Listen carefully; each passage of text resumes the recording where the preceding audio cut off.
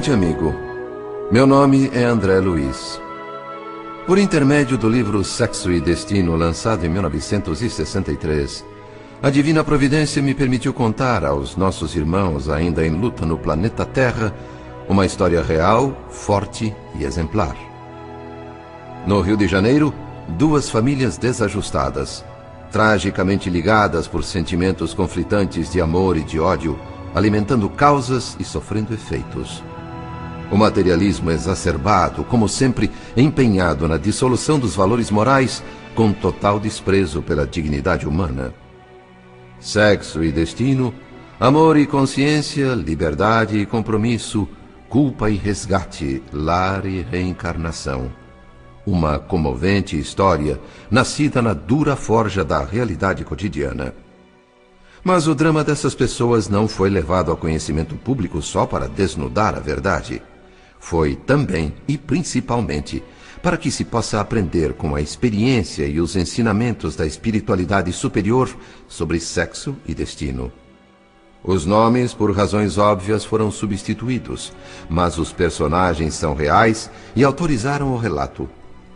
Nada foi alterado quanto aos fatos, as verdades que compõem esta história de lágrimas amargas, mas também de luz e esperança.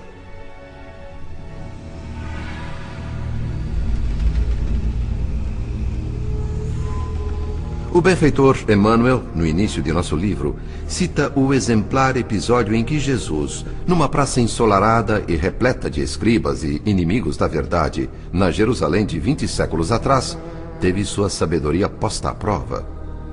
Acusadores trouxeram à sua presença uma sofrida mulher, tida como transgressora.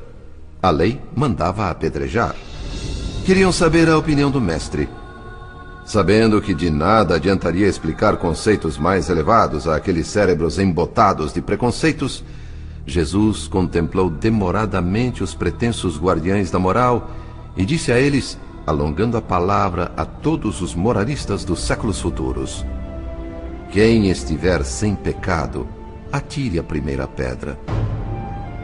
A sentença resume a sabedoria divina, que jamais recusa o amparo aos vencidos, ensinando que o amor é a essência do universo, que as criaturas nascem do coração de Deus para se amarem umas às outras, que o lar é o melhor refúgio, que o sexo é legado sublime, porém gerador de responsabilidades naturais na consciência de cada um. Quem lesa o tesouro afetivo de seu semelhante responderá por isso com dolorosas reparações, mas poderá a qualquer tempo aceitar em seu coração a luz retificadora. O delinquente de ontem, hoje redimido, será, se quiser, o grande mensageiro da redenção para aqueles mesmos que um dia caíram nas ciladas traiçoeiras. No mundo espiritual, assim como acontece entre os homens encarnados, também o sofrimento é o esmeril das almas, disciplinando, aperfeiçoando, reconstruindo. Participei do drama dessas duas famílias do Rio de Janeiro na condição de modesto colaborador espiritual. Entrei com dedicação e amor. Saí muito mais experiente e maduro. A história exemplar dos Nogueira e dos Torres começou há muitos anos, mas o meu conhecimento dela é recente. Eu tenho um amigo aqui em nosso lar, o Pedro Neves, que trabalha no Ministério do Auxílio. Sempre humilde, muito dedicado, de repente começou a se mostrar arredio, estranho, e apesar de viver aqui há dezenas de anos, agia como um recém-desencarnado, chegado da terra ainda desorientado, queixando-se de tudo, ou então mergulhando em profundas reflexões enquanto disfarçava uma lágrima furtiva. A oportunidade que eu esperava surgiu numa bela tarde.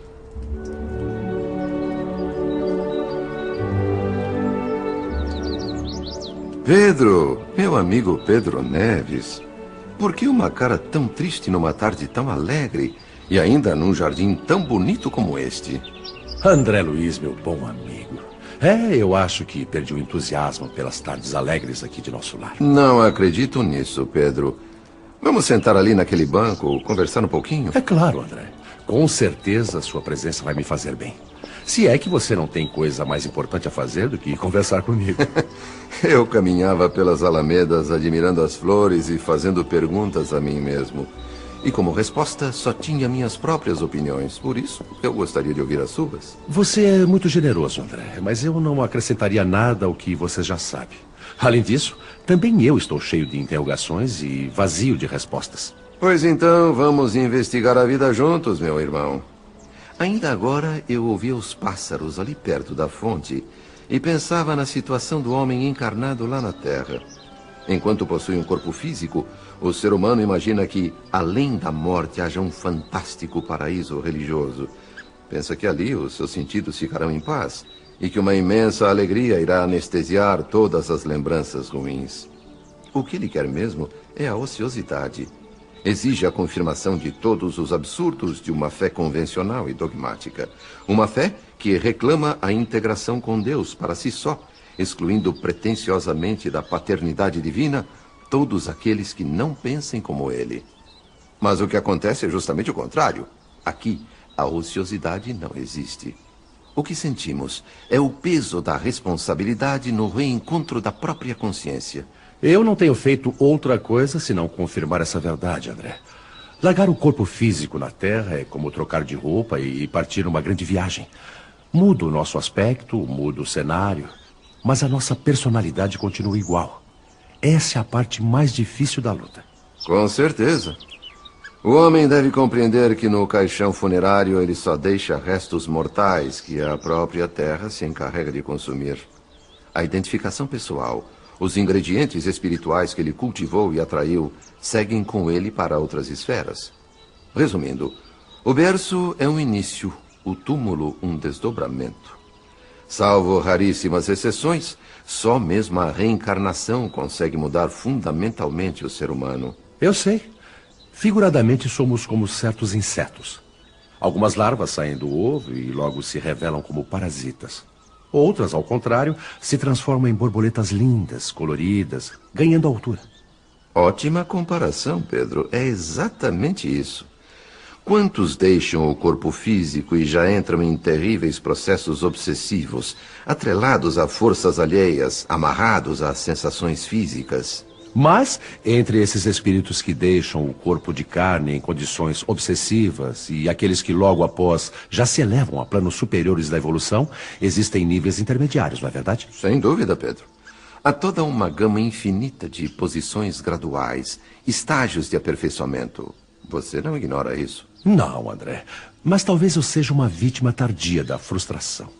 Depois de tanto tempo aqui em nosso lar, começo a sentir um pouco daquele desencanto de todos os iludidos que você citou, que esperam encontrar após o túmulo um paraíso de facilidades e acabam batendo de frente com os próprios conflitos. Meu passado mais distante, minhas vidas anteriores à última na Terra, eu não lembro. Algum arquivo secreto nos porões da minha memória deve guardar coisas que essa bendita amnésia não me permite nem mesmo imaginar.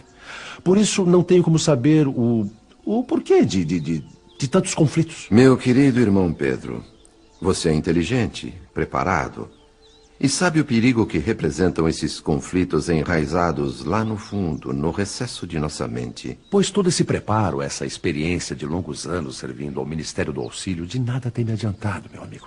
Eu trabalho muito na minha própria reeducação, mas também luto muito contra a revolta, o desespero e até mesmo o pavor de me entregar a vampirizadores. Pedro, tenho notado essa tristeza, esse aparente cansaço em você nos últimos dias. O que anda acontecendo, afinal, com esse espírito forte e corajoso, que nunca demonstrou desânimo nem fraqueza, que sempre foi o primeiro nas expedições arrojadas a serviço do Ministério do Auxílio, que nunca recusou compromissos e obrigações? Não pretendo invadir a sua privacidade, mas, bem, se houver alguma coisa que eu possa fazer... Você sabe, André, que na última existência na Terra eu fui advogado? Até por força da profissão, sempre examinei e tentei solucionar com extrema lucidez todos os problemas que a vida ia colocando no meu caminho. Um advogado humilde e profundamente dedicado a seu trabalho, deve-se acrescentar. Como explicar tantas mudanças no meu comportamento de uns tempos para cá? Esse é o X da questão, não é, André? Com certeza. Mas como eu já disse, não tenho o direito de sondar a sua intimidade, Pedro. Você é uma pessoa de grande fibra moral e eu lhe tenho imenso respeito. A sua atitude é nobre, meu caro André. Não há desrespeito em se interessar pelo sofrimento de um amigo. Há coisas, porém, que não se podem dividir. Ou talvez eu não saiba dividir. Compreendo, meu irmão. Até porque eu mesmo tenho passado por dificuldades que me preocupam o tempo todo. Não vejo mal em desabafar um pouquinho com você. Quer dizer, se você estiver disposto a ouvir, se não for um abuso da minha parte. Fique à vontade, meu irmão. Só não lhe garanto nenhuma esperança de ajuda moral, porque o meu próprio moral está em baixa. Mas quanto a ouvir, disponha de mim o tempo que quiser, André. Obrigado, Pedro. Ouvir já é uma ajuda muito valiosa. O que tem me atormentado é a preocupação com a família que deixei na Terra. Já faz muitos anos, é verdade, mas o tempo não consegue apagar as minhas inquietações. As perguntas martelam a minha cabeça sem parar. Como estarão meus filhos? O que estarão fazendo de suas vidas? Ah, meu amigo, nada me deixaria mais feliz agora do que ter palavras de consolo, de estímulo para lhe oferecer. Mas como? Nossas feridas são iguais. Padecemos do mesmo mal. Eu fiquei sabendo, meu amigo.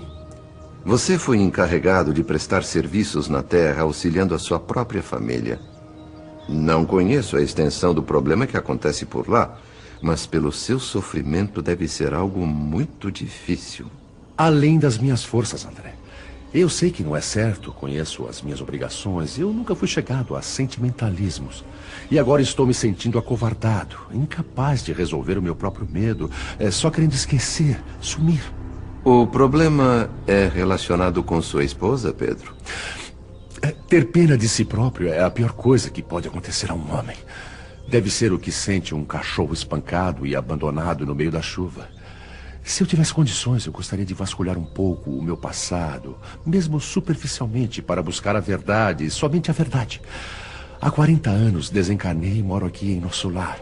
Era casado, naquela época, com uma jovem chamada Enedina, que me esqueceu completamente logo após o meu funeral, casando-se com outro homem.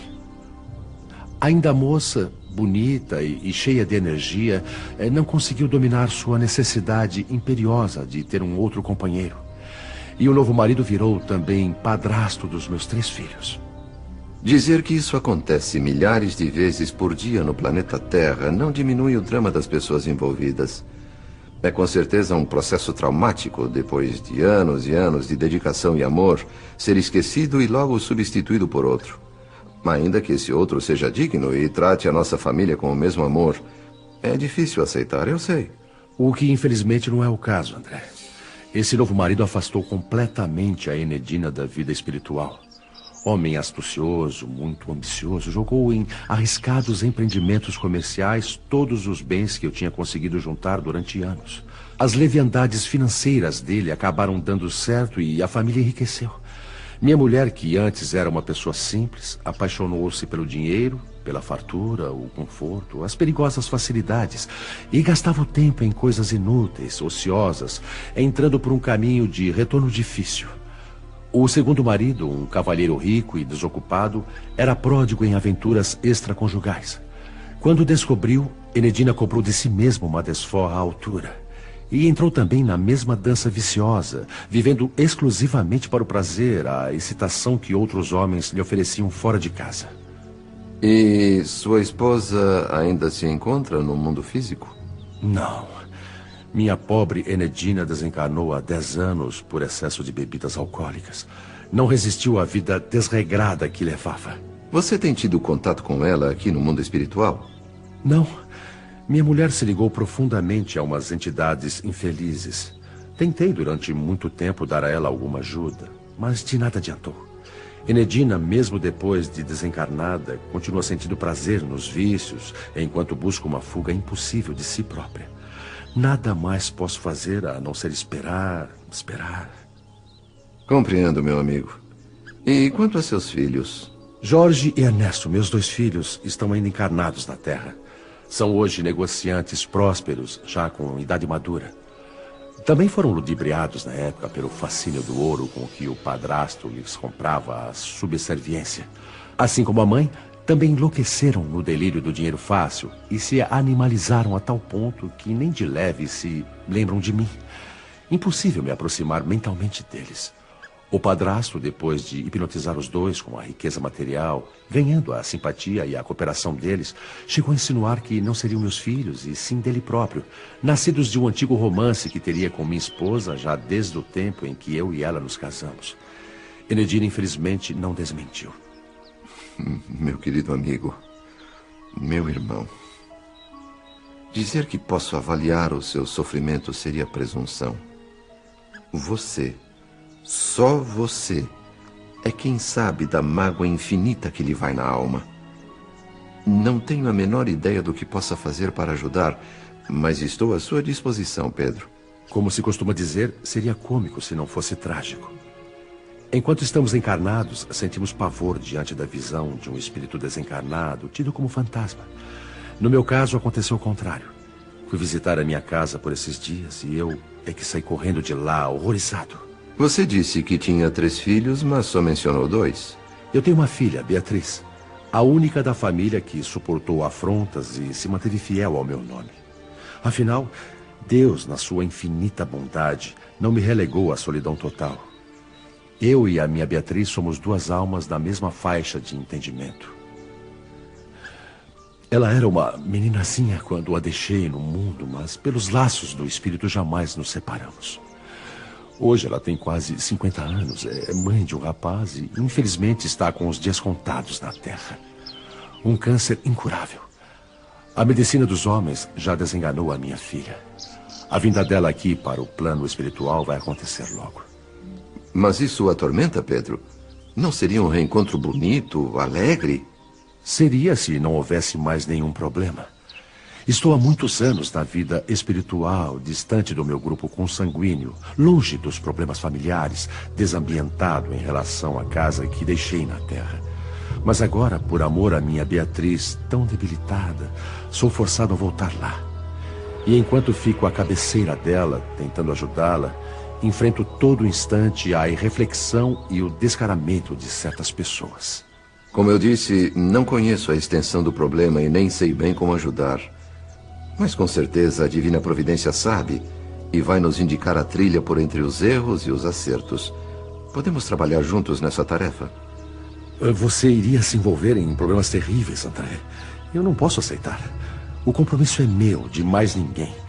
É como se eu fosse um aluno em provas. Tenho que lutar e, se possível, vencer sozinho. Já estou envolvido, meu irmão. Você dividiu o compromisso comigo ao me contar a sua história.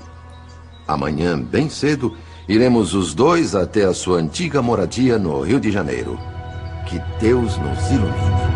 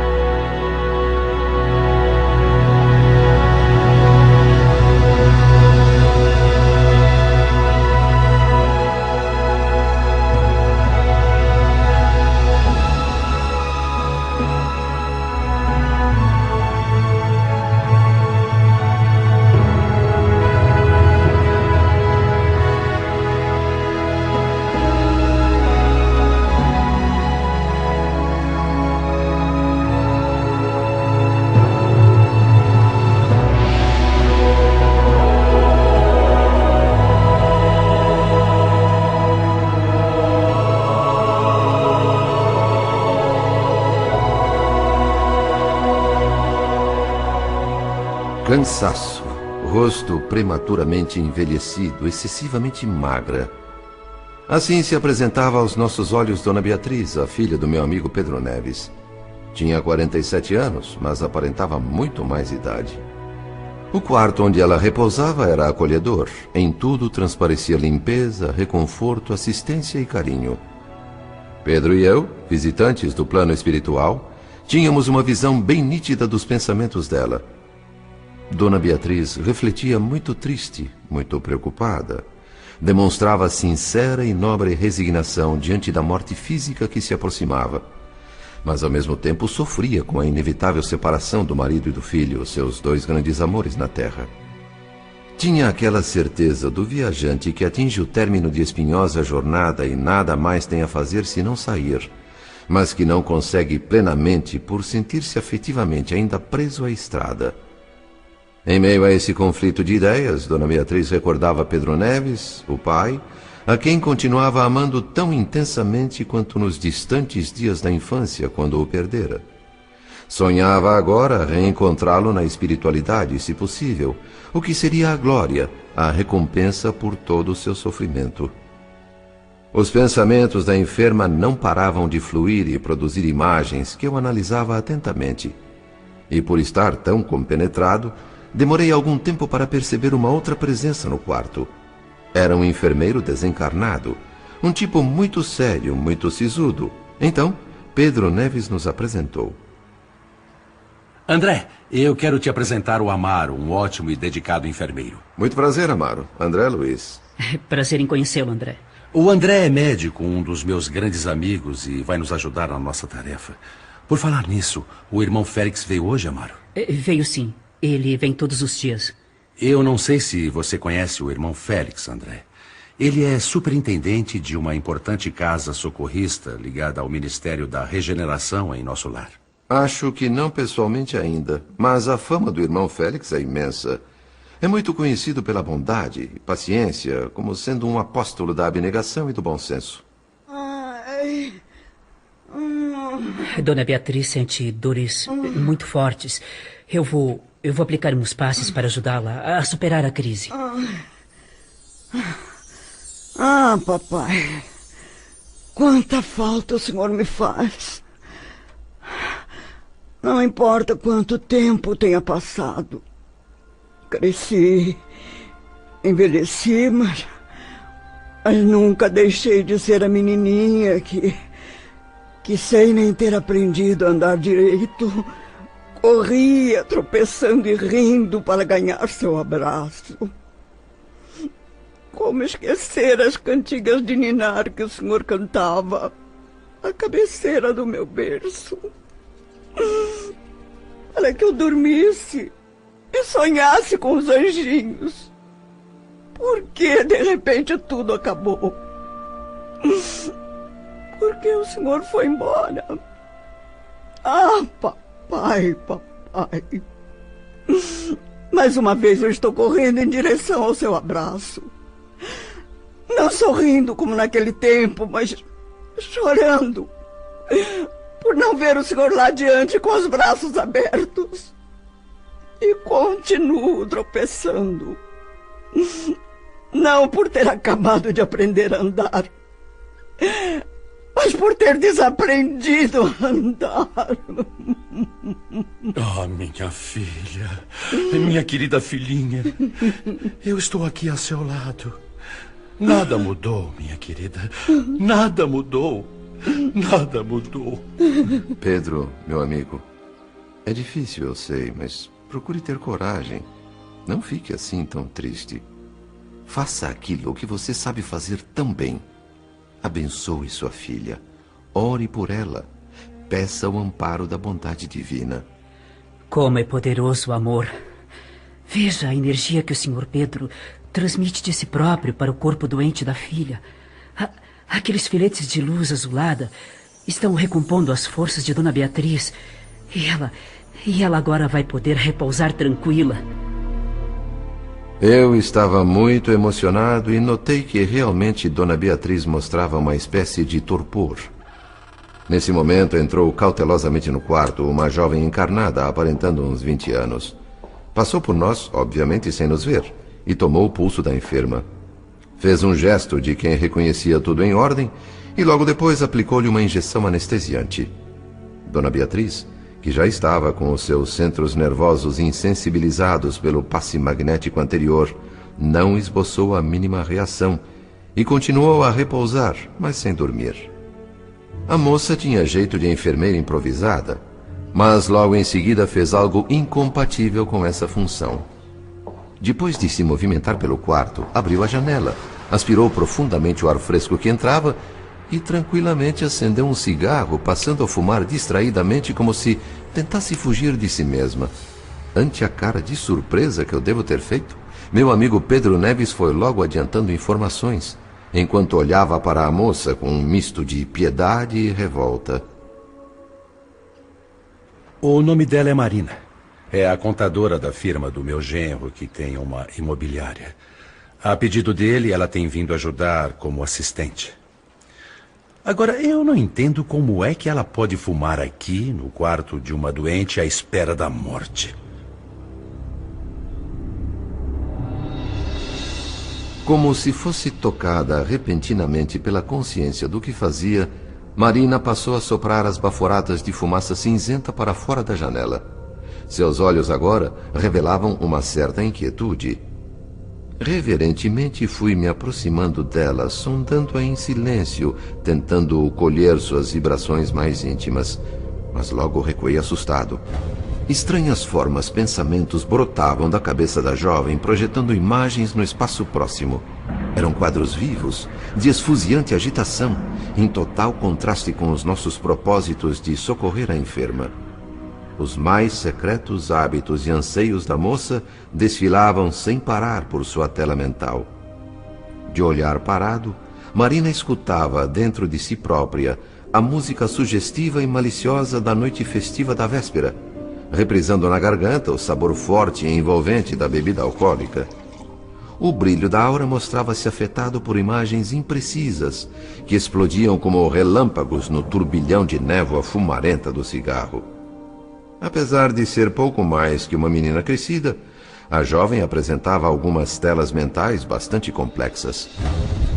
Recordando o fato de que a medicina no futuro, para atender com eficácia ao doente, deverá investigar minuciosamente a feição espiritual de todas as peças humanas que o compõem, iniciei respeitoso a anamnese psicológica, o exame profundo, tanto quanto possível, do comportamento de Marina. Trazido pelas circunstâncias a colaborar na solução de um processo assistencial sem qualquer intuito menos digno, nada mais me restava senão trabalhar. Repetia-se muitas vezes, logo acima da fronte da moça, criada por sua imaginação, a figura de um homem maduro e também a imagem dela própria, os dois juntos. Percebia-se o romance, adivinhava-se a intimidade entre eles. Fisicamente pareciam pai e filha, mas as atitudes não deixavam dúvidas quanto à paixão que sentiam um pelo outro. Numa sequência semelhante à de um filme de forte apelo sensual, as cenas tórridas iam surgindo e se sucedendo diante dos meus olhos, sem disfarces nem limites. Como cenário, as deslumbrantes paisagens de Copacabana ao Leblon. Os ninhos de amor é que variavam. Às vezes era o automóvel de luxo, outras a areia morna da praia, ou ainda a relva macia sob um arvoredo tranquilo, sem esquecer os hotéis suspeitos e inúmeros outros abrigos clandestinos que a imaginação do casal pudesse criar, sempre extasiados, permanentemente ébrios de prazer. Mas, de repente, esse desfile de imagens parou bruscamente para dar lugar a um outro, com substituição de um personagem. Marina fechou os olhos para melhor imaginar a nova sequência, onde, no lugar do namorado maduro, entrava outro homem, tão jovem quanto ela mesma. Para mim, como observador, parecia o começo de um novo filme, diferente do anterior. Mas logo percebi o engano. O enredo era rigorosamente o mesmo, só mudando o protagonista. Repetiam-se as paisagens de fundo e os locais de encontro. Até o automóvel era o mesmo. Como variação, apenas algumas cenas mais inocentes em lugares públicos, onde pareciam duas crianças enamoradas falando de sonhos e aspirações. Pasmo, registrei os detalhes da experiência. Naqueles poucos minutos de fixação espiritual, Marina se exteriorizava como era na realidade. Personalidade dúplice, Uma mulher dividida entre o carinho de 2 homens, jugulada pelo medo, a inquietude, a ansiedade e o arrependimento. Pedro Neves, que de alguma forma partilhava o trabalho de inspeção, quebrou o silêncio constrangedor. Está vendo, André? Agora me diga se é fácil para mim, como pai da doente, suportar aqui dentro uma criatura dessas. O tom profundamente magoado na voz do meu amigo despertou em mim uma vontade ainda maior de ajudar em tudo o que pudesse. Para conversar mais à vontade, fomos para uma sala ao lado do quarto. Para que você tenha uma ideia, meu amigo, eu estou nesta casa em serviço há não mais de 20 dias e já recebi tantas punhaladas na alma que, se não fosse pela minha filha, eu teria fugido. Se alguém me dissesse, se eu não tivesse visto com os meus próprios olhos, jamais acreditaria que o meu genro pudesse ser tão canalha, tão desavergonhado. Pedro, eu procuro compreender a sua indignação. Mas não seria melhor esquecer o mal e tentar auxiliar esse homem silenciosamente, com preces? Eu sei, André, e me esforço para pensar positivamente, buscando o bem. Eu não esqueço isso nunca.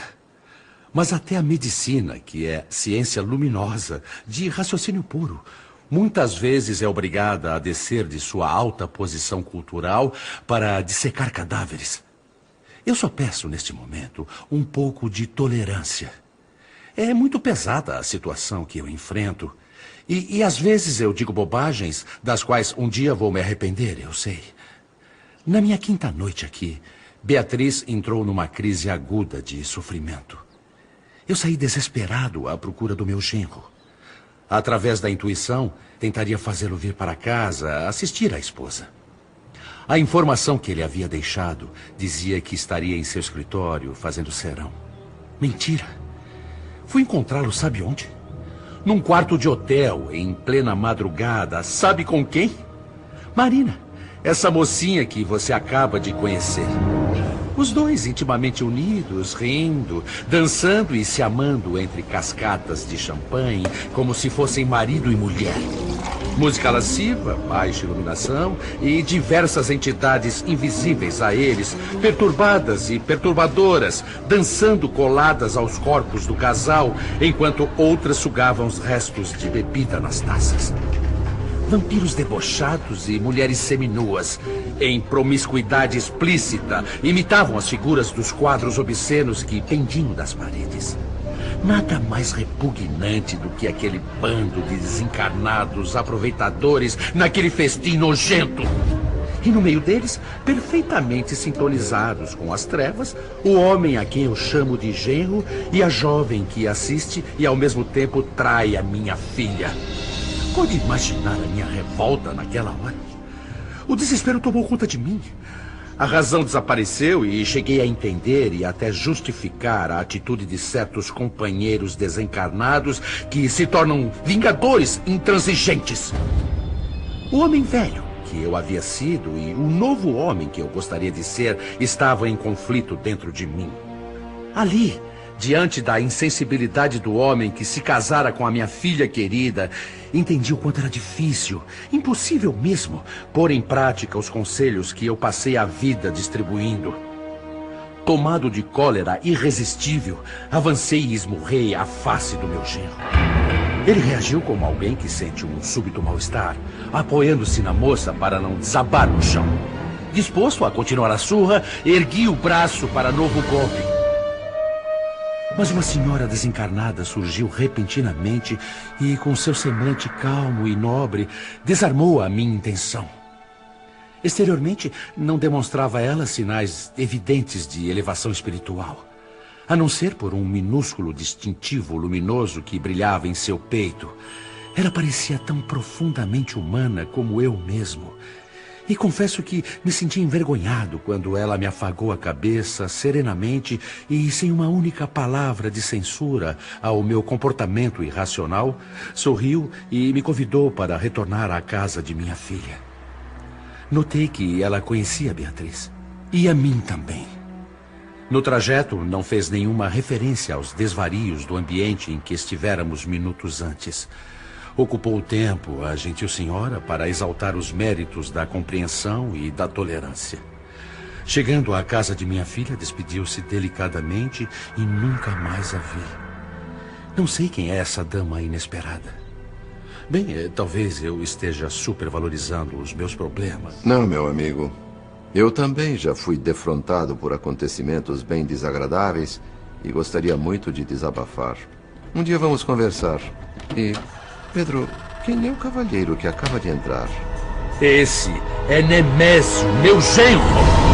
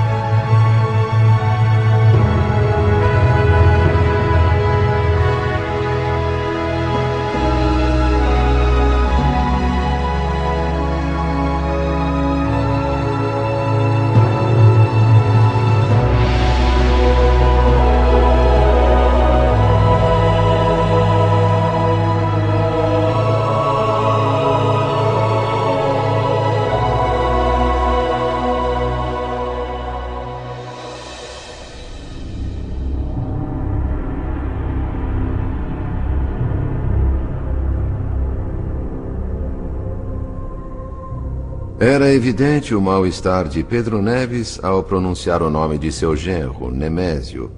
Não podendo perceber a nossa presença, o homem conferiu a própria imagem no espelho próximo, enxugou o suor da testa com um lenço impecavelmente branco e cuidadosamente corrigiu o nó da gravata. Nesse momento, um prolongado suspiro de Dona Beatriz no quarto ao lado chamou sua atenção, e ele para lá se dirigiu rapidamente. Pedro e eu o seguimos. Ao entrar no quarto da doente, Nemésio foi saudado pelo belo sorriso de Marina. Dona Beatriz estendeu a mão muito magra, que ele enternecidamente beijou, sentando-se à cabeceira da cama. Por alguns segundos, marido e mulher trocaram olhares comovidos. A presença dele a confortava. Acariciando delicadamente os cabelos embranquecidos e descuidados da esposa, Nemésio demonstrava carinho e dedicação. Com dificuldade, a voz debilitada, Dona Beatriz retomou um assunto que há algum tempo a preocupava, relativo à empregada da casa. Me perdoe, Nemésio, se eu volto a falar da Olímpia.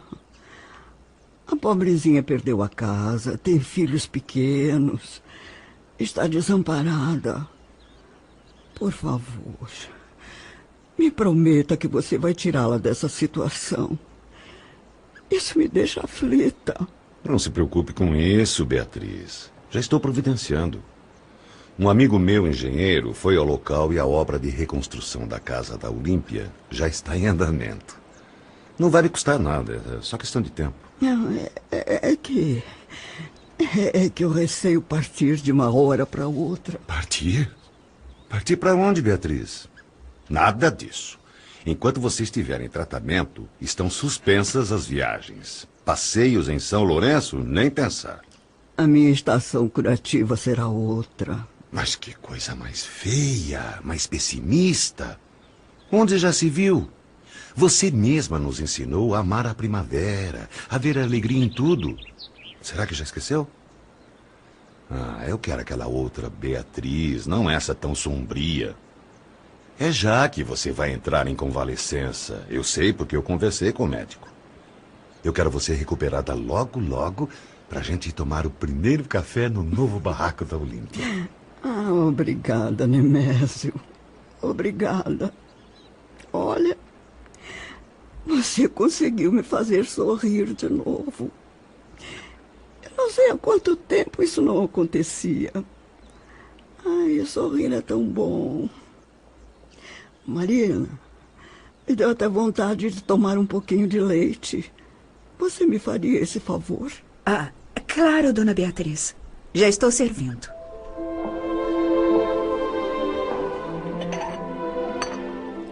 De fato, um sorriso de esperança iluminou os olhos lúcidos de Dona Beatriz. Um sorriso aparentemente deslocado naquele rosto pálido. 2 lágrimas de felicidade não chegaram a cair, porque Nemésio as enxugou com delicado gesto. Na face amarelada, notei um novo brilho. Com a mente renovada, a enferma confiou, acreditou na cura do corpo físico e ansiou viver por muito tempo ainda no aconchego daquela família. Dona Beatriz tomava lentamente os goles de leite, enquanto eu fazia um rápido balanço da situação.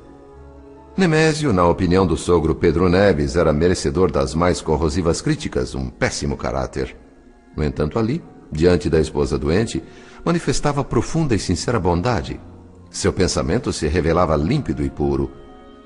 Trazia a Dona Beatriz no cérebro, nos olhos, nos ouvidos e no coração. Mais do que de esposo e amigo, tinha a ternura de um pai. Meu amigo Pedro Neves parecia tão ou mais assombrado do que eu. Momentos depois, a enferma devolveu a xícara. Foi aí que um novo quadro se apresentou aos nossos olhos pasmos. Gentilmente, Nemésio deixou a xícara na mesa de cabeceira, fez outro carinho na esposa e se levantou da cama. Colocaram-se, ele e Marina, fora do campo de visão de Dona Beatriz. E enquanto dizia palavras de reconforto e esperança à esposa momentaneamente feliz, Nemésio acariciava com sensualidade os dedos de Marina. A jovem correspondia e estimulava as carícias com um brilho promissor no olhar. Em contraste direto com as palavras que fluíam suavemente de sua boca, os pensamentos de Nemésio eram incompatíveis com a sensação de respeitabilidade que ele próprio havia me inspirado momentos antes. Olhei para o meu amigo Pedro, buscando algum entendimento mais completo. A resposta não se fez esperar. Este homem é um enigma. Num gesto claro de repulsa, Pedro desviou bruscamente o olhar e deixou o quarto em passadas largas como alguém que toma tal atitude para evitar o pior, para não recair na selvageria da agressão pura e simples. Solidário, voltei com ele à saleta vizinha. Toquei amistosamente seu ombro e ensaiei alguma coisa que pudesse dizer. Nada me parecia adequado. Melhor o silêncio. Mortalmente ferido na sua dignidade, meu amigo Pedro comportava-se como se ainda estivesse encarnado e aquela família lhe pertencesse. Canalha! Crápula! Desclassificado! Como esse homem asqueroso pode ter a coragem de fazer tal coisa com a minha filha? Beatriz não merece isso. É uma criatura maravilhosa. Que castigo seria suficiente para um monstro desses? Não sei bem o que dizer, meu amigo. Mas uma coisa eu já aprendi.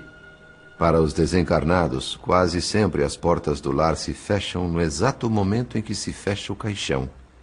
Ouvindo você, recordo meus próprios conflitos. A luta que enfrentei para dissipar a ilusão de posse sobre os outros. Mas creio que nenhum discurso filosófico que eu possa fazer agora, recomendando coragem e desprendimento, vai fazer efeito. Eu lhe peço desculpas, André. Eu não consigo me controlar. Eu já tentei optar pelo completo desprezo a esse homem, mas me parece pouco. Eu fico buscando na imaginação alguma coisa que possa feri-lo na mesma proporção do que ele está fazendo. Sei que o olho por olho, dente por dente é odioso e contrário a tudo que aprendemos, mas ainda não me sinto em condições de superar tudo isso. No meio das considerações de Pedro, a situação se agravou ainda um pouco mais. Nemésio e Marina entraram na pequena sala onde estávamos. Lembravam duas crianças enamoradas, enlevadas uma pela outra. Obviamente estavam fugindo à presença de Dona Beatriz, em busca do sonhado enfim sós. Trancaram a porta de comunicação com o quarto da doente. Prevendo instintivamente o que poderia ocorrer em seguida, tratei de sair. Mas meu amigo Pedro não permitiu. Num esforço para controlar a revolta, me segurou ali e justificou sua atitude. Fique, André. Eu sou contra a indiscrição. Eu não aprovo a bisbilhotice. Mas neste caso, eu preciso saber de tudo o que acontece para melhor ajudar a minha filha.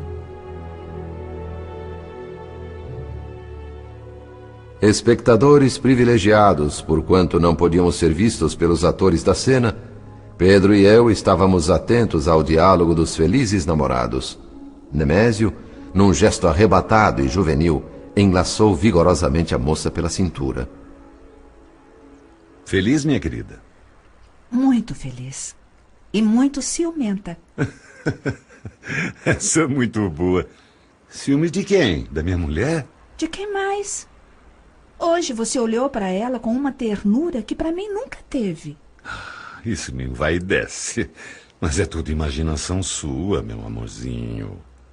O nosso futuro, lindo e maravilhoso, vai provar o que eu estou dizendo. Apenas devemos ser bons para Beatriz. Não custa nada. É um dever humanitário até. Ela está próxima do fim. Não tem mais do que algumas semanas de vida, como disse o médico. Pense, Marina, que nem a preocupação com despesas de um desquite nós vamos ter. Sim, porque uma separação, mesmo amigável, sempre vem acompanhada de um custo elevado e mais as dores de cabeça. E tem outra coisa. Eu não acredito nessa história de sobrevivência da alma. Mas se por acaso houver mesmo vida depois da morte, eu não vou querer que a minha mulher parta para o outro mundo levando ressentimentos contra mim. E nem contra você, minha querida. Agora, olhe bem dentro dos meus olhos e diga que me ama. Eu te amo. Te amo demais.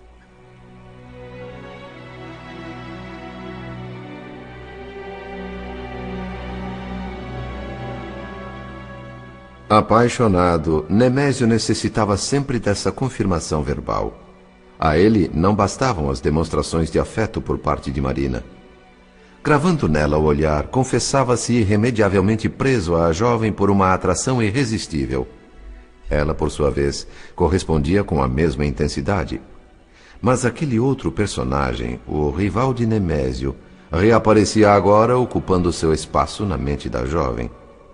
Era um fenômeno muito estranho.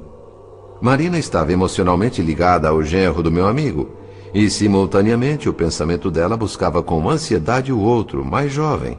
Abismado, percebi todo o complexo mecanismo. Ela mentalmente usava o moço como fonte de incentivo para alimentar a emoção pelo velho. Complicado, incrível, mas real. Alheio ao conflito íntimo de Marina, Nemésio falava de seus planos. Eu te amo com loucura. Mais do que amor, é devoção que eu sinto por você, Marina. Eu tenho trabalhado muito, estou construindo uma economia sólida que me permita, no futuro, abandonar os negócios e viver só para você, às 24 horas do dia. A casa de São Conrado, à beira da praia, já está praticamente pronta, à nossa espera. Só um pouquinho mais de paciência, minha querida. Meu estado civil muda para viúvo num dia e no dia seguinte muda outra vez para casado. Com você, para sempre. O diálogo prosseguia caloroso entre os dois. Confiantes na privacidade da pequena sala, Nemésio e Marina trocavam intensas declarações de fidelidade eterna num clima de encantamento e ternura, mas ainda sem atitudes ousadas ou investidas mais íntimas. Nesta altura devo fazer uma observação, que na verdade é o reconhecimento de um fato digno de nota. Pedro Neves e eu, atentos aos mínimos gestos do casal e sempre na expectativa, Notávamos que a conversa deles evoluía aos poucos, transformando-se depois num jogo de sedução que, previsivelmente, iria desaguar num clímax amoroso completo ali, diante de nós. Mas percebi que era exatamente a nossa expectativa maliciosa, aliada ao espírito de censura, que criava correntes mentais estimulantes à sensualidade. Eu e meu amigo prejulgávamos, prevíamos com certeza o que faria o casal em seguida. Melhor explicando, Nemésio e Marina tornaram-se alvos de nossas impressões, que por sua vez resultavam de nossas próprias experiências inferiores já superadas. Era como se de mim e de Pedro partissem na direção do casal poderosas ondas de força que agravavam seu apetite sensual. Essas cogitações ocupavam meu pensamento, quando Marina, de repente, começou a chorar. Sem entender o motivo, Nemésio beijou-lhe o rosto, preocupado. Desculpe, meu querido. Desculpe.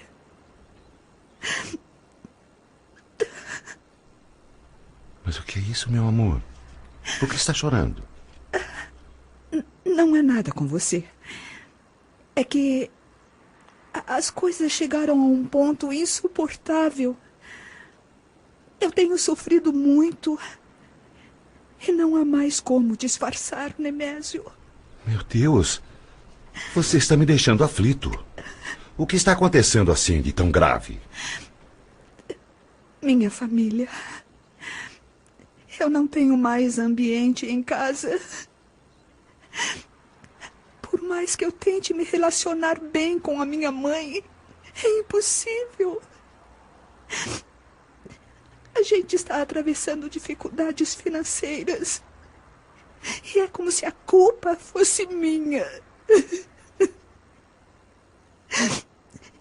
A minha irmã adotiva só faz me humilhar e me agredir o tempo todo. Meu pai não me compreende. Vive me xingando. Meu amorzinho, não chore. Você nunca estará sozinha. Nós teremos um ao outro pela vida toda, nas alegrias e nas tristezas. Não sofra por isso. Alguns dias mais e a minha mulher vai me dar a liberdade. Tudo vai mudar. Você vai ver. Mas para atenuar um pouco a fúria dessa sua família infernal, leve esse cheque, minha querida.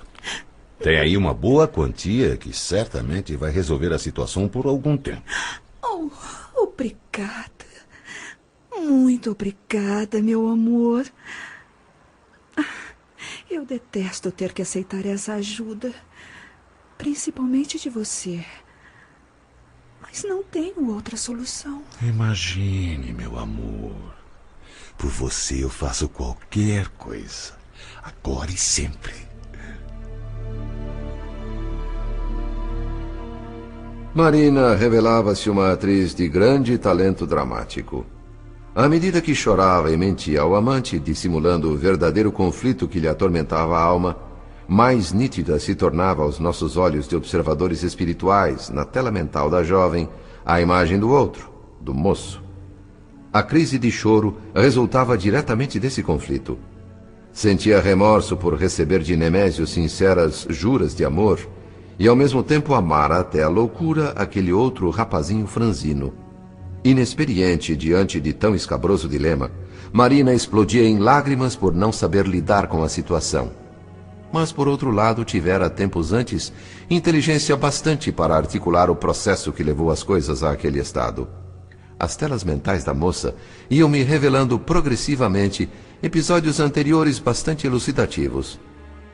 No começo, Marina aproximara-se de Nemésio, não dedicando a ele nenhum outro sentimento, além da admiração e do reconhecimento naturais de uma funcionária pelo generoso patrão. Mas o passar do tempo e as oportunidades plantaram novos projetos na cabeça imatura da jovem. Conseguiu, com arte e sutileza, atrair o maduro genro de Pedro Neves ao seu campo de sedução. Esquecendo os compromissos perante a esposa, que já lhe requisitava doses maiores de fidelidade e ternura, Nemésio perdeu a noção de dignidade, o senso do ridículo, e converteu-se, do homem circunspecto que era, numa caricatura de adolescente apaixonado, sem reservas nem limites. A entrega foi total. Agora, na sua reflexão tardia, Marina segurava numa das mãos o generoso cheque e na outra o lenço úmido, depositário de seu pranto. O breve e respeitoso silêncio de Nemésio, que a enlaçava protetoramente pela cintura enquanto lhe acariciava os cabelos, deu à moça um tempo extra para avaliar e organizar os pensamentos. Sentia-se ela num lance perigoso do jogo infeliz que havia criado e do qual não sabia como sair. Aflita, rememorava as concessões que no passado fizera àquele homem com idade para ser seu pai. O presente, assustador, impelia sua alma na direção de laços e comprometimentos ainda mais terríveis. Adivinhava com o coração aos pulos o desfecho de tudo aquilo. A hora da verdade parecia perigosamente próxima.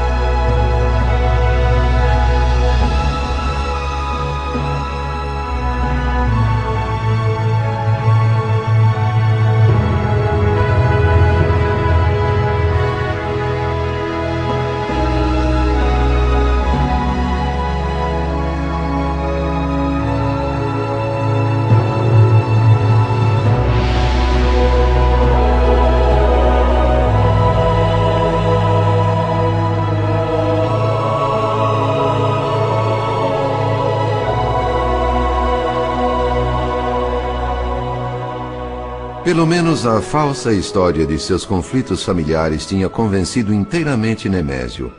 Não sabia por quanto tempo ainda, mas isso no mínimo lhe concedia uma trégua na guerra interna para pensar em alguma saída. Mais comovida agora e com a figura do rapaz franzino nitidamente impressa na memória, Marina demonstrava apreensão, como quem se recrimina, mas não encontra justificativa para o que fez na consciência. Olhei para o meu amigo Pedro Neves.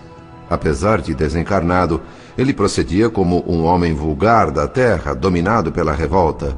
Sobrecenho carregado, feições endurecidas, evidente desequilíbrio vibratório, do tipo que precede as grandes crises de violência.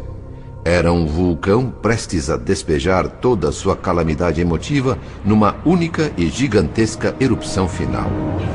O desfecho infeliz só foi evitado porque, um segundo antes da agressão, entrou e se aproximou de nós, sorrindo, um venerando amigo espiritual.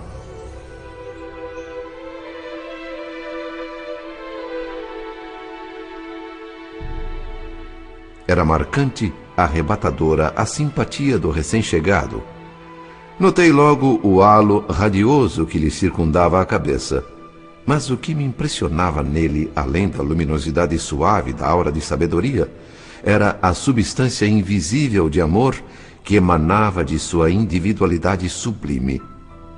Fixei por alguns instantes o olhar nele e tive a agradável sensação de que revia um companheiro longamente esperado. Meu coração se mostrava pleno de uma saudade aflitiva.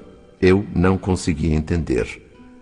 Ao mesmo tempo me sentia envolvido por fluidos calmantes, como se o âmago do meu ser fosse banhado por inexplicáveis radiações de imensa alegria. Onde teria conhecido, nas trilhas do destino, aquele amigo que aos meus olhos parecia um querido irmão de velhos tempos? Em segundos, vasculhei os porões da minha memória, mas nenhuma resposta encontrei. Revisitei mentalmente a infância E voltei a experimentar, tantos anos depois, a segurança que só os braços do meu pai e o carinho da minha mãe me davam. Ah, meu Deus, em que oficina da vida se forjam esses elos da alma? Quantas reencarnações de trabalho e esperança, dívidas e resgates são necessárias para que a seiva do amor divino aproxime os seres e transmita a eles os sentimentos numa só vibração de confiança recíproca. Tão mergulhado estava eu em reflexões que Pedro Neves precisou me chamar por 2 vezes. André Luiz? Sim, Pedro. Eu quero que abrace o irmão Félix. Estou muito contente por vê-lo, André. Deus o abençoe, meu amigo. Tão comovido eu estava que me sentia imobilizado. Tantas coisas eu queria dizer, mas elas nasciam no meu coração e por ali ficavam, não chegavam à minha boca. Com a simplicidade de uma criança, resumi todo o meu enlevo num beijo que lhe dei na mão direita. Enquanto eu mentalmente agradecia tão abençoada oportunidade, ocorria algo inusitado com o casal que motivava a nossa presença ali. Agora, bem mais calmo, Pedro Neves juntou-se a nós para observar a cena com redobrado interesse. Marina e Nemésio, que nem de leve desconfiavam da minuciosa pesquisa a que se expunham, foram alvejados pelo olhar compassivo do irmão Félix e mudaram imediatamente o comportamento. Como um raio invadindo suas mentes, a visão de Dona Beatriz enferma cortou-lhes pela raiz o entusiasmo sensual. A paixão tórrida perdeu calor, e os dois mais pareciam agora crianças peraltas, surpreendidas em flagrante pela mãe austera. Essa ocorrência me confirmou a impressão de que a nossa curiosidade enfermiça de momentos antes, mais a revolta que dominava Pedro, funcionaram como estimulantes ao magnetismo animal dominante. Agora, consciente da impropriedade da minha atitude anterior, senti um certo remorso, mas continuei estudando a metamorfose espiritual que se processava. Nemésio, nós já estamos aqui há muito tempo. Dona Beatriz deve estar necessitando de cuidados. É hora do remédio dela. Acho melhor eu voltar lá para o quarto. Claro, Marina. Fique tranquila. Eu vou descansar um pouquinho aqui na minha poltrona predileta. Depois eu irei até lá. Mas se precisar, me chame, tá? Obrigado pelo que você está fazendo.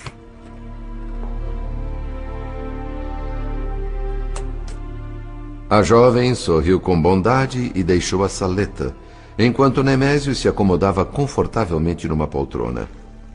Eu não podia questionar o mundo íntimo de meu amigo Neves. Uma espécie de compreensão súbita, contudo, inundou a minha alma com relação a Nemésio. E se eu estivesse no lugar dele, pensei, será que estaria agindo melhor?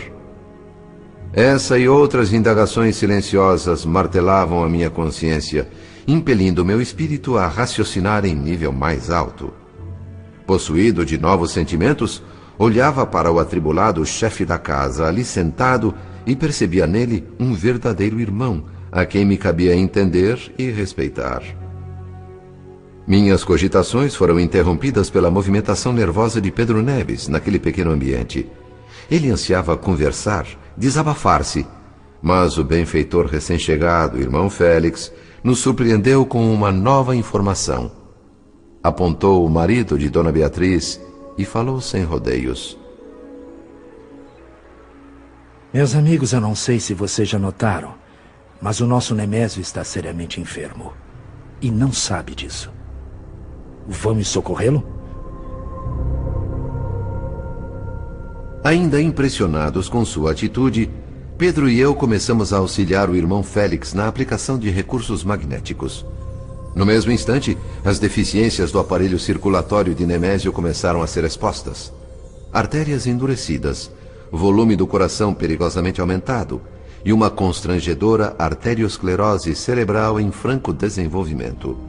Rebuçado por fora, gravemente enfermo por dentro. Assim era o genro de Pedro Neves. Nemésio não registrava a nossa presença, mas enquanto trabalhávamos a seu benefício, entrou em reflexões. E assim, Mesmo sem saber, ia respondendo mentalmente às perguntas feitas por nós. Instalado na confortável poltrona, elucidava nossas dúvidas, acreditando-se afundado na imaginação. Nem de leve desconfiava estar sendo objeto de tão profundo exame médico. O inquérito afetuoso atingia diretamente a memória do enfermo, provocando respostas através de reações mentais específicas. Um processo perfeito, graças aos nossos pequenos aparelhos de auscultação. Muito reduzida a circulação sanguínea nesta região, André. Coágulos bloqueadores, rupturas de vaso. Existe perigo em qualquer acidente mais importante da hipertensão. Com certeza, irmão Félix.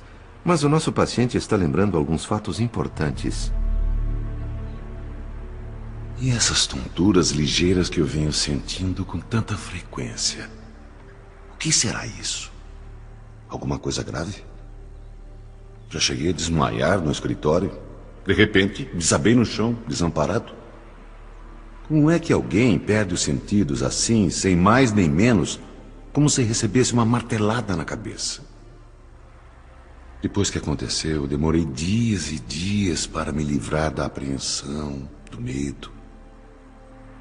Será que o meu colega tinha razão? Ele insistiu para que eu procurasse um médico, examinasse melhor os sintomas. Pintou um quadro feio. Disse que eu aparentava cansaço. Me advertiu, falou em férias, clínica de repouso, que isso podia ser aviso de coisa muito séria. Sem perceber que se comunicava conosco, Nemésio relembrou a conversa que tivera dias antes com um colega preocupado com sua saúde. Reproduziu mentalmente esse encontro com tal nitidez que nós, visitantes espirituais, podíamos assistir ao diálogo dos dois como se víssemos uma cena de filme. Nemésio compreendia e agradecia sinceramente a preocupação do colega, mas acusava-se afundado num mar de responsabilidades e sem tempo para resolver tudo. Entre outros tantos problemas, assistia a esposa, doente terminal, e não tinha meios de cuidar de si próprio. Quando pudesse, faria algo a respeito. O outro argumentava sabiamente que uma consulta médica não levaria muito tempo, além de ser prioridade naquele momento. Mas, embora a nobre intenção, a conversa resultou em nada. André e Pedro, vocês perceberam nessa conversa que a argumentação de Nemésio não passou de fachada.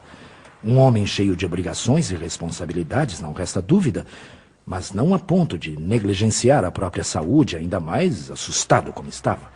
Com certeza. Ao amigo, ele não quis revelar seus reais motivos e encerrou o assunto. Mas provavelmente enternecido pelo toque de amor fraterno do irmão Félix, resolveu nos liberar os arquivos secretos da sua alma. A verdade sem disfarce, como faz uma criança peralta, mas que se torna confiante e obediente ao receber carinho do pai. A razão de Nemésio fugir de uma consulta médica está bem clara. Ele tem medo de conhecer o próprio estado de saúde.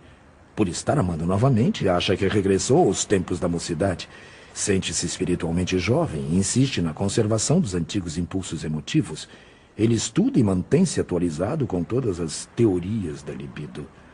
Nesse clima, a afeição de Marina é vista por ele como o reencontro de um passado juvenil que há muito ficou para trás. A Beatriz, a sua esposa doente à beira da morte, ele reverencia como uma espécie de relíquia a ser guardada no museu de suas lembranças mais caras. A volúpia e a chama que um dia existiram com relação à companheira converteram-se de forma imperturbavelmente simples em admiração e amizade serena. Nosso irmão Nemésio, em sua visão precária da existência, nunca entendeu o benefício da vida a dois, da rotina construtiva.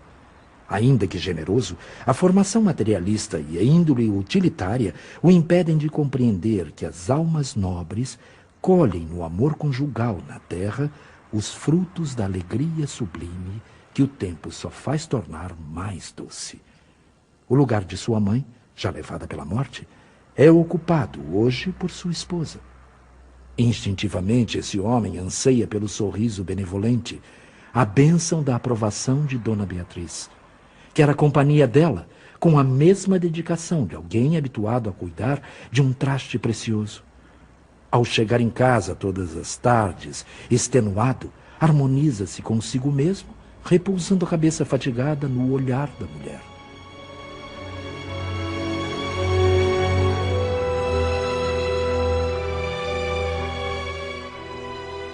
Com sua longa experiência médica, o irmão Félix comentava os episódios mostrados na tela mental de Nemésio. As cenas iam se sucedendo, alinhando fatos e ocorrências de tempos e lugares diferentes, mas formando um conjunto que bem retratava o perfil psicológico do paciente. Uma mistura de imagens, umas nítidas, outras imprecisas, mostrava o genro de Pedro em noitadas boêmias com outras companhias femininas, e na volta, iludindo a própria consciência num braçado de flores para a esposa ingênua. A essas escapadas, sucediam-se algumas semanas de compreensão e ternura para com Dona Beatriz. Mas logo varava de novo os limites impostos pelo compromisso moral do casamento, à maneira de animal arrombando cerca. Uma coisa, porém, o atormentava. Quando perguntava a si próprio o que faria se sua esposa o traísse, a resposta vinha logo numa nuvem de fúria. Eu mato minha mulher, mato sem hesitar. Nemésio não se interessava nem um pouco pela esposa, mas nunca aceitaria um rival na posse daquela a quem confiara o seu nome. Tais ideias machistas e preconceituosas vinham de um velho amigo ocioso e permanentemente alcoolizado, que, entre outras pérolas, afirmava: mulher é chinela no pé do homem. Quando não presta mais, é preciso arranjar outra. Com as águas turvas de semelhante filosofia a regar a raiz do caráter, é compreensível que o genro de Pedro Neves tivesse chegado aos 60 anos com os sentimentos deteriorados e ignorante do respeito que um homem deve a si mesmo. Os sinais exteriores desse equívoco espiritual mostravam-se claramente no luxo exagerado das roupas, no esforço extenuante da ginástica para eliminar a obesidade. O refinamento intelectual, a disputa acirrada pela posse de um título de clube social da moda, onde as pessoas bem postas atualizavam a linguagem e requintavam o porte. As tochas brancas na cabeleira escura não lhe causavam incômodo. Com certeza, os perfumes raros e as gravatas de seda coloridas compensariam com leveza e elegância sempre renovada esse mero detalhe. A travessia do momento difícil e obscuro estimulou o aprendizado de Nemésio nos cuidados da preservação individual, embelezamento e culto à vaidade.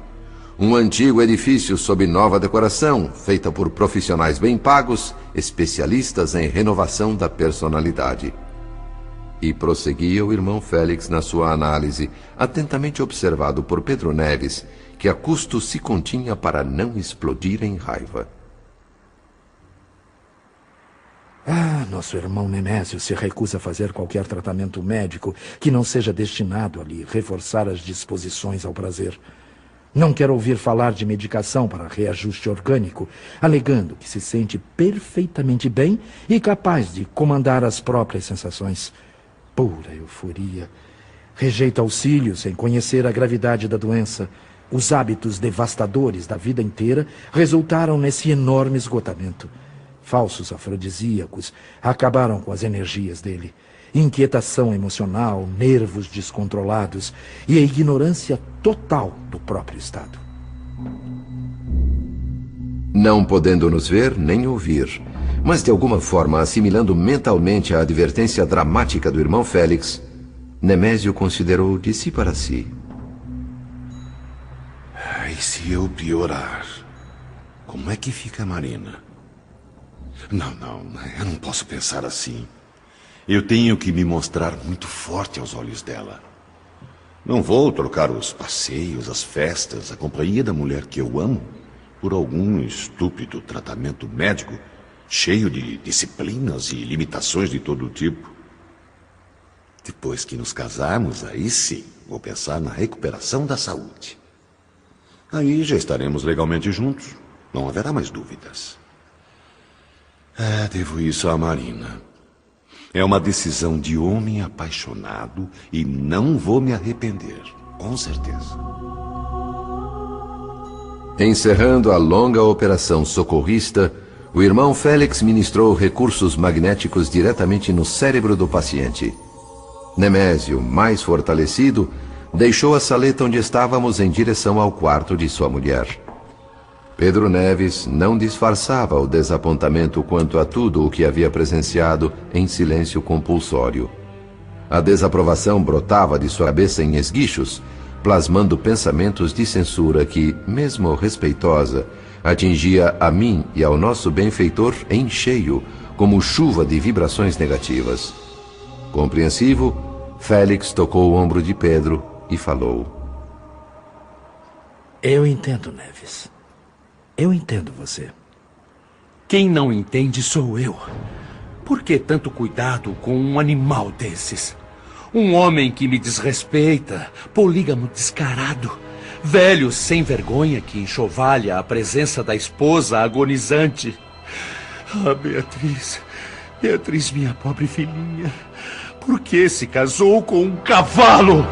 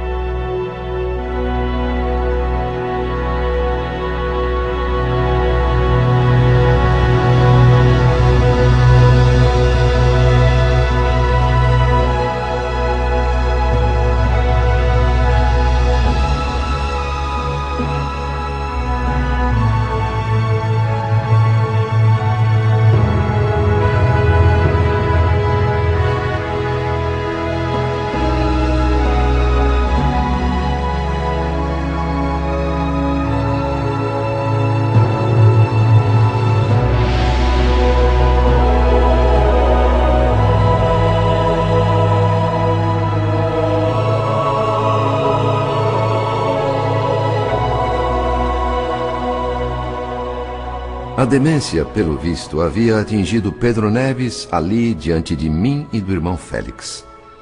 Vítima de um retrocesso ao acanhado círculo da família humana, meu amigo transtornado, sem que pudéssemos fazer algo para ajudá-lo no controle das próprias emoções. Tenho me esforçado muito, mas não aguento. De que me vale trabalhar odiando? Nemésio é um mascarado. Como suportar um homem desses? Vivo estudando e aconselhando a todos a ciência de perdoar e servir, mas vejo sob o mesmo teto o sofrimento e o vício. De um lado a minha filha, resignada, aguardando a morte. De outro, o meu genro e essa mulher que insulta a minha família. Meu Deus do céu! O que me foi reservado? O que na verdade estou fazendo? Auxiliando uma filha doente ou passando por um teste de tolerância? Quando encarnado, eu acreditava que o inferno fosse um cárcere de fogo. Mas hoje descubro que o inferno é voltar à terra e estar com os parentes que ficaram. Isso sim é a verdadeira purgação dos nossos pecados. Calma, Neves.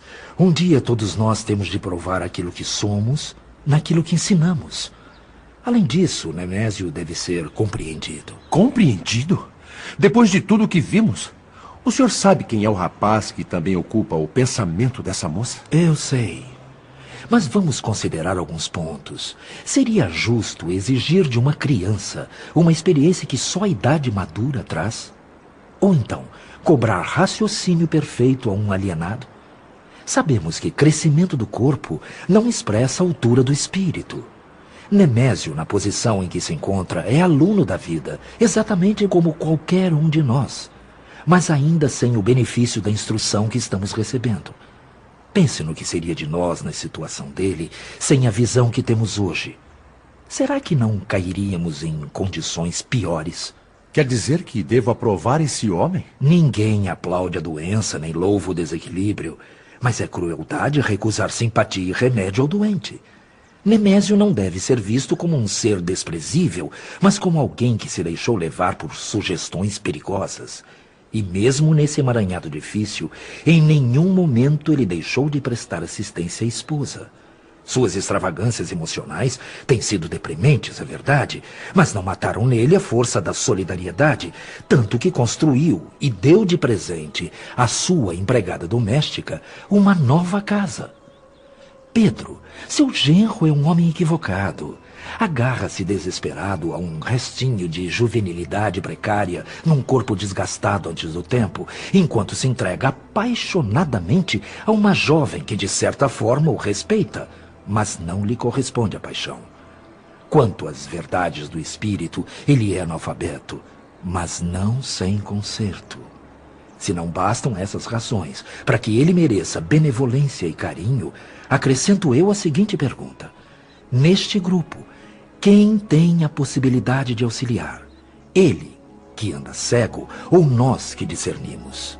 Neves, muito sacrifício é necessário para que se atinja a sublimação progressiva do sexo em cada um de nós.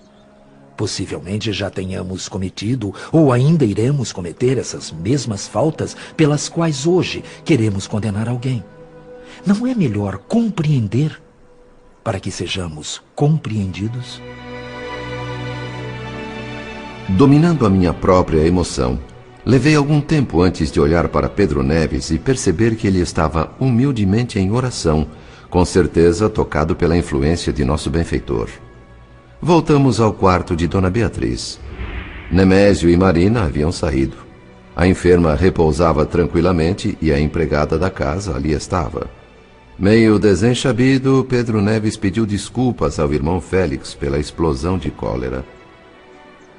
Fui inconveniente. Mais do que isso, fui insensato. Eu peço desculpas, irmão Félix.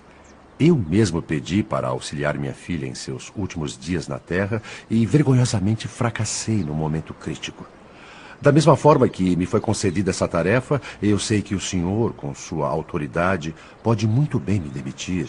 E se fizer isso, eu aceito e compreendo. Prefiro investir no seu potencial de vitória, Pedro. Seja tolerante. A evolução espiritual muitas vezes passa por explosões sentimentais, trovoadas de revolta e aguaceiros de pranto que descongestionam os caminhos da emoção. Esqueça. Comece de novo a tarefa. Oportunidade, tempo e talento não lhe faltam, com certeza. Nisso, Dona Beatriz acordou entre gemidos. Irmão Félix e eu iniciamos o socorro magnético enquanto Pedro formulava uma prece. André, nosso procedimento agora deve ser mais cuidadoso ainda. Para sentir alívio, Dona Beatriz precisa dormir outra vez. Mas devemos impedir que ela se retire do corpo físico durante a hipnose natural do sono. Pelo fato de seu organismo estar totalmente debilitado pela doença, a lucidez espiritual cresce consideravelmente. Por isso não lhe convém o afastamento agora. Seria imprudência jogá-la de surpresa e antecipadamente numa esfera diferente, cheia de impressões estranhas para ela. Melhor a mudança de luz progressiva, gradual, intensificando-se aos poucos, no momento certo da transferência para a vida espiritual. Providências tomadas para a sustentação magnética da enferma. Irmão Félix convidou a mim e ao Pedro para uma visita a outro cenário e outros personagens do drama em curso. Nosso benfeitor mostrava o semblante preocupado durante todo o trajeto pelas ruas do Rio até o bairro do Flamengo, onde entramos num espaçoso apartamento. Ali, conheceríamos de perto os familiares de Marina. Já era noite. Logo ao entrar, ainda no estreito corredor de acesso, surpreendemos dois homens desencarnados a discutir, em linguagem extremamente vulgar, um tema escabroso: o vampirismo. Importante assinalar que nós podíamos vê-los e ouvi-los normalmente, o que os dois, situados em faixa vibratória diferenciada, não podiam fazer em relação a nós. Palavrões, argumentação debochada, promessas de arruaça. Um pouco de tudo havia no diálogo dos malandros, perigosos porque invisíveis aos moradores encarnados. Pensei nos riscos a que se expunham os que viviam no apartamento. Companhias indesejáveis, ameaça insuspeitada num imenso ninho de cimento armado e sem nenhuma defesa espiritual. Iniciamos a incursão pela sala. Ali, um cavalheiro de traços finos, escarrapachado numa vistosa poltrona, não deixava dúvidas de que era o dono da casa. Nas mãos dele, um jornal vespertino, lido com muita atenção. Apesar de modesta, a decoração revelava bom gosto, claramente feminino. Mobiliário antigo suavizado por adornos modernos. Flores, quadros e objetos variados compondo o ambiente. Mas, destoante e agressiva, uma garrafa de uísque repousava na pequena e elegante mesa, deitando emanações alcoólicas que se casavam ao hálito do homem esparramado na poltrona. Esse é o nosso irmão Cláudio Nogueira, pai de Marina e chefe desta família. Uns 45 anos, talvez, bem conservado, rosto cuidadosamente tratado, ainda sem as inconvenientes rugas, cabelos penteados com distinção, unhas polidas, pijama de seda impecável. Um bravo lutador contra os desbarates do tempo. Entre os dedos, o cigarro fumegante era assistido por um cinzeiro repleto, testemunha expressiva, mas silenciosa de que ali se abusava da nicotina. Os olhos escuros moviam-se com rapidez pelo jornal. Nos lábios finos, um sorriso irônico. A inspeção prosseguia quando, de repente, a sala foi invadida pelos dois malandros desencarnados que tínhamos visto logo na entrada. Abordaram Cláudio Nogueira sem a menor cerimônia. Quero beber, rapaz. Vamos beber. Beber. Um tipo insolente que feria os nossos ouvidos com sua gritaria agressiva. Cláudio não podia ouvi-lo materialmente. Continuava atento ao jornal. Mentalmente, porém, a sintonia estava sendo completada. O assessor inconveniente não desistia e repetia o pedido, que era uma ordem. O resultado logo se produziu, como num processo de hipnose, em que o hipnotizador insufla no outro o próprio desejo. Vimos Cláudio deixar o jornal, atitude inexplicável face ao interesse que ele demonstrava pelo artigo. Beber, vamos. Está esperando o quê? Beber! O elegante cavalheiro, até um pouco surpreso consigo mesmo pela repentina sede de uísque, ainda hesitou por alguns segundos. Mas a ideia ganhava forma. O cheiro acre da bebida vagueava no ar, impregnando e aguçando a mucosa pituitária do homem. Secura indefinível ocupava-lhe a laringe, apoquentava-se. Num golpe decisivo a fim de garantir a submissão da vítima, o malandro espiritual coçava brandamente a garganta de Cláudio, que nesta altura ansiava por tranquilizar-se nos goles de uísque. Completada a fase de adesão total, começou o processo de associação recíproca, durante o qual o desencarnado, através de sucessivas carícias e abraços, numa escala de atuação cada vez mais ousada e envolvente, subjuga por completo o encarnado à sua vontade, numa exótica condição de enxertia fluídica, um encaixe perfeito como um sapato que se ajusta ao pé. Cláudio e o desencarnado fundiram-se como se morassem num só corpo. Altura idêntica, volume igual, sincronia de movimentos, identificação positiva. Estabelecido o domínio mental, ergueram-se os dois ao mesmo tempo, incorporados um ao outro em busca da garrafa.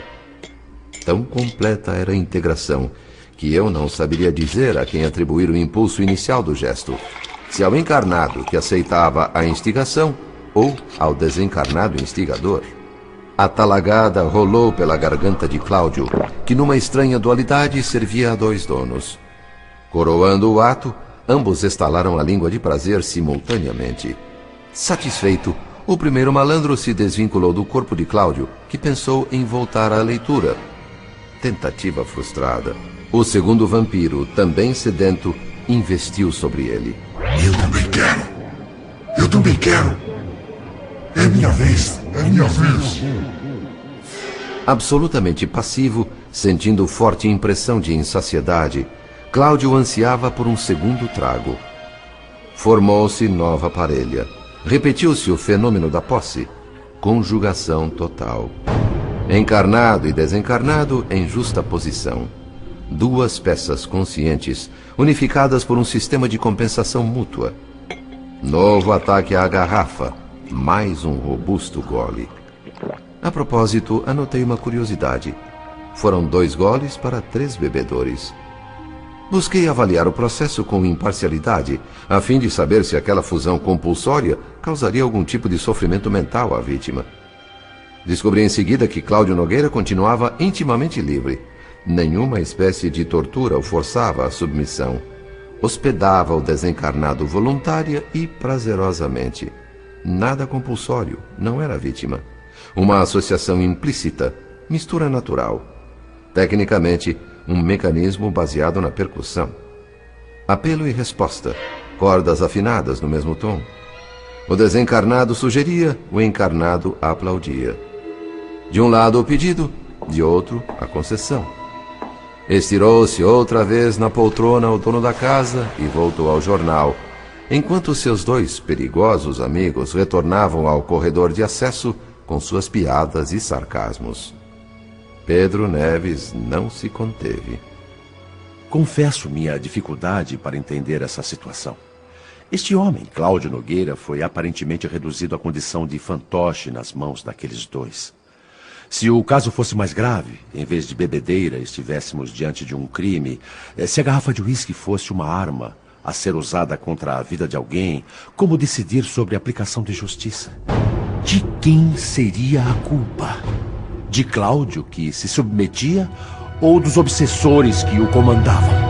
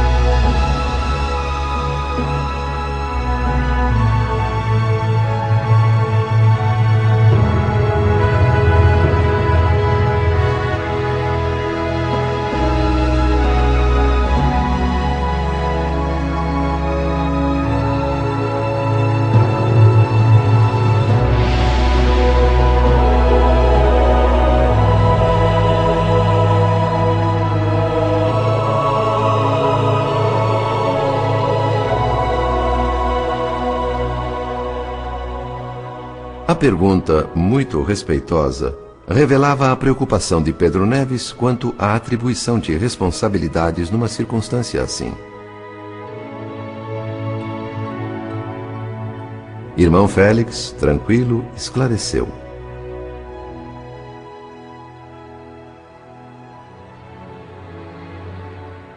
Agindo no corpo físico ou fora dele, essas pessoas têm liberdade para decidir e lucidez bastante para raciocinar. Cada espírito é senhor da formação de seus atributos. Responsabilidade, Pedro, não é título variável. Tanto vale numa esfera quanto em outras. Cláudio Nogueira e seus 2 amigos deixaram bem evidente nas cenas que vimos o fato de serem 3 consciências na mesma faixa de escolha e manifestações consequentes. Todos somos livres para sugerir ou assimilar coisas. Se você fosse convidado a participar de um roubo, certamente recusaria. E se viesse a aceitar, em juízo perfeito, não teria depois como desculpar-se. Mas deve-se excluir a hipótese de um processo hipnótico, por exemplo, onde a vontade da vítima, digamos assim, ficaria neutralizada em defesa? Hipnose é tema por demais complexo. Necessita exames e reexames de todos os ingredientes morais que lhe digam respeito. A alienação da vontade tem limites. Os chamamentos estão espalhados por aí, pelos caminhos. Neves, experiências são lições. E nós todos não passamos de aprendizes. Aproveitar a convivência de um mestre ou seguir um malfeitor é deliberação nossa. Os resultados colheremos no devido tempo. Suas elucidações não poderiam ser mais claras e precisas, irmão Félix. Eu agradeço comovido porque muito estou aprendendo. Mas ainda na condição do aluno que não assimilou completamente a lição, eu peço licença para abordar um outro ângulo do assunto. Notei que o senhor não tocou em nenhuma providência no sentido de afastar as entidades vadias para limpar o ambiente. Faço essa observação porque na casa do meu genro existe essa preocupação de sua parte. Uma das principais funções do enfermeiro Amaro, aliás, muito prestimoso, é exatamente afugentar intrometidos desencarnados do quarto de minha filha. Por que o mesmo cuidado não se verifica nesta casa? Excelente pergunta, Neves. É oportuno falar deste aspecto. A casa de sua filha e a casa de nosso irmão Cláudio guardam situações bem diferentes. Dona Beatriz mantém o hábito da oração e consegue imunizar-se espiritualmente por si. Toda e qualquer forma pensamento aviltante que lhe seja arremessada é imediatamente repelida sem muito esforço.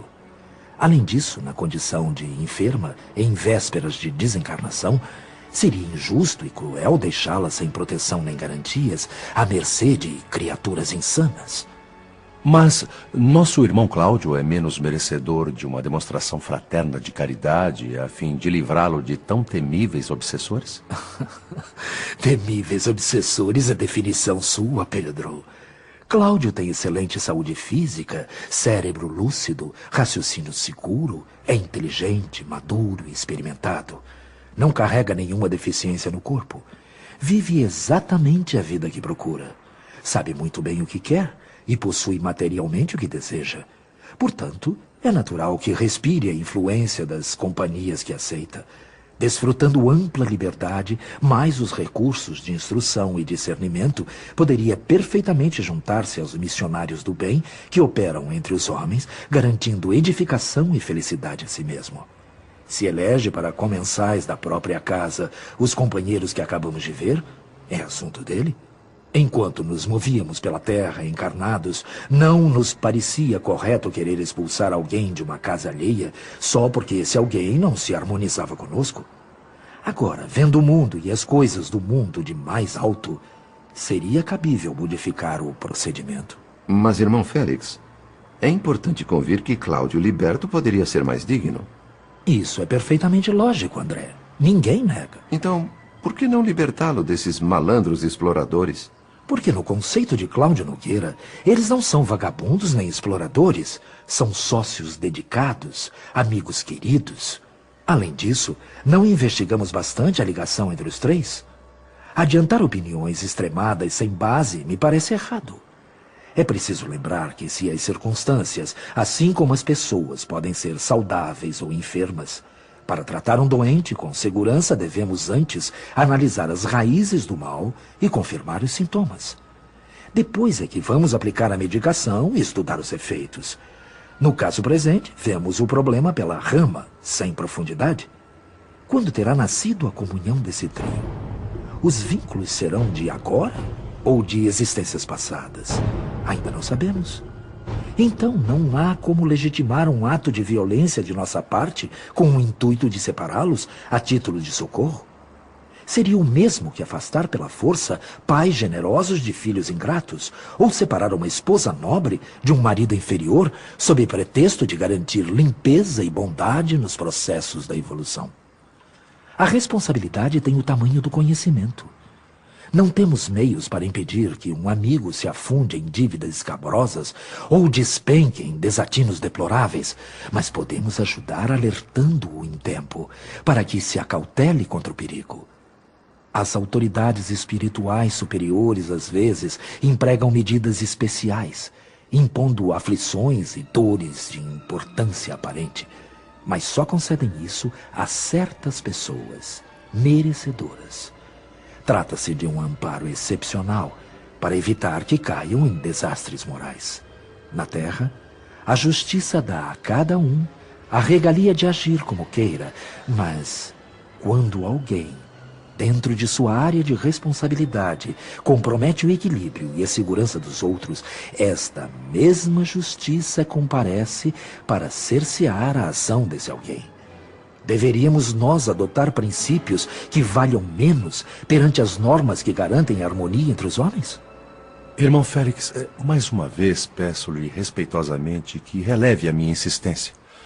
O senhor declarou que a justiça cerceia as ações dos que ameaçam a estabilidade coletiva. Sendo assim, como entender a existência de governantes transitórios na Terra, reconhecidos como verdugos de nações inteiras? Cercear no sentido de corrigir, restringir.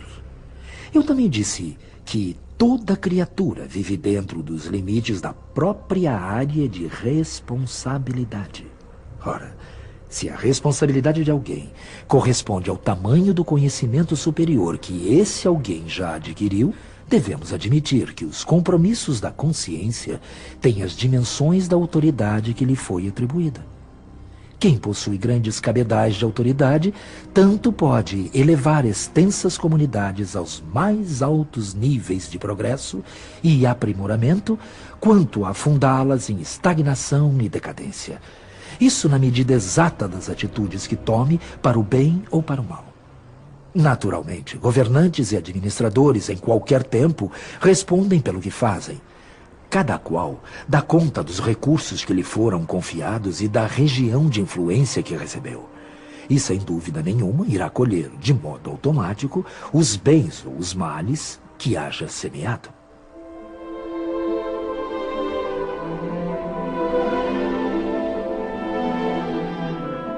Um halo brilhante revestia irmão Félix enquanto fazia suas elucidações de forma sábia e simples. Ao encerrar, voltou-se para Cláudio com simpatia, disposto a abraçá-lo paternalmente. E de fato envolveu o dono da casa em suaves irradiações de seu olhar brando e percussiente. Mostrava-se emocionado o benfeitor. Parecia mentalmente distanciado no tempo. Acariciou a cabeleira daquele homem como um pai a um filho desorientado ou um médico piedoso a um paciente difícil. Pedro e eu, a bem da verdade, ainda um tanto desafinados, não encontrávamos em nós senão silêncio para expressar nossa admiração.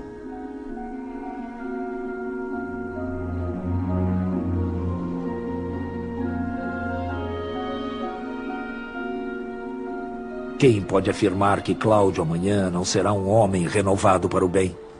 Quem garante que esses dois companheiros que hoje o deprimem não serão educados por ele mesmo um dia? Que lucro teríamos em atrair contra nós a repulsão dos três, simplesmente porque hoje são ignorantes e infelizes?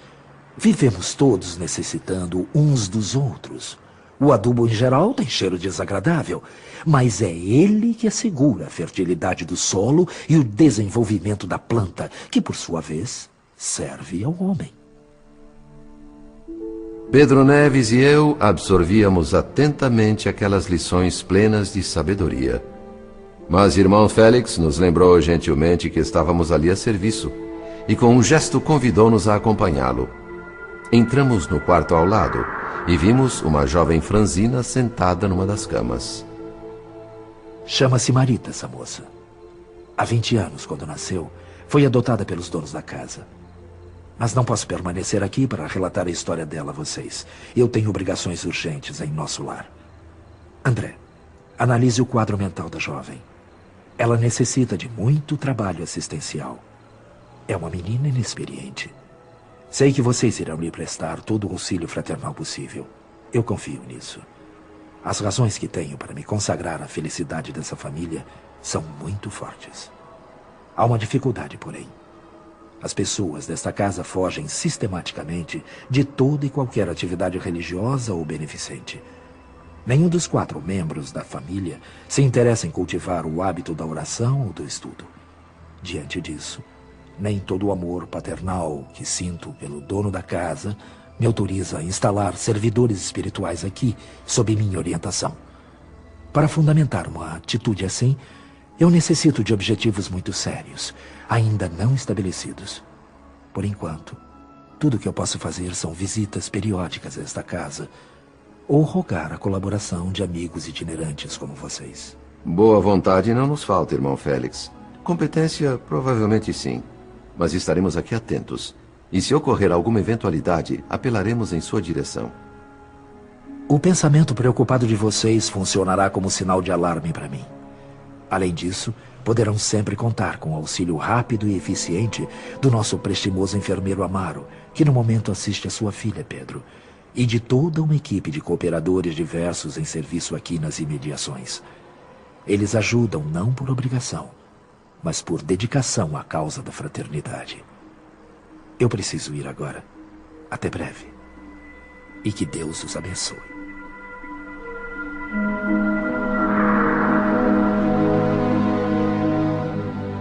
Um segundo depois, estávamos sós, Pedro Neves e eu, em serviço. A ausência de irmão Félix produziu em mim uma sensação de vazio, desamparo. Aquele espírito superior extremamente generoso, aos meus olhos, era como um professor de grande nobreza, que desce de sua cátedra para alentar o ânimo de alunos em fase de alfabetização. Mas tínhamos uma tarefa pela frente, e nada justificava protelações. Olhei à minha volta. 2 camas alinhavam-se naquele quarto limpo, muito bem cuidado. A mocinha apoiava o rosto nas mãos e remoía torturada o drama de sua vida. Olhar para ela sem se compadecer era impossível. Tão jovem e arcada sob o peso insuportável de tribulações crônicas e dolorosas. Muito bonita, rosto de linhas raras, olhos escuros em contraste com a brancura da pele, cabelos castanhos levemente ondulados, mãos pequenas e corpo bem formado. Um belo manequim de carne, ocultando dentro uma criança assustada e ferida. Tristeza maquiada, aflição vestida de flor. Conforme instruções do irmão Félix, dei início à abordagem mental, seguindo um novo padrão de análise. Evidenciando a terna compreensão que um pai deve aos filhos, em pensamento consultei Marita, espiritualmente enferma, a fim de pesquisar conclusões para o trabalho assistencial. A resposta não se fez esperar. As primeiras cenas do drama pessoal da moça começaram a se projetar, ali, diante dos nossos olhos.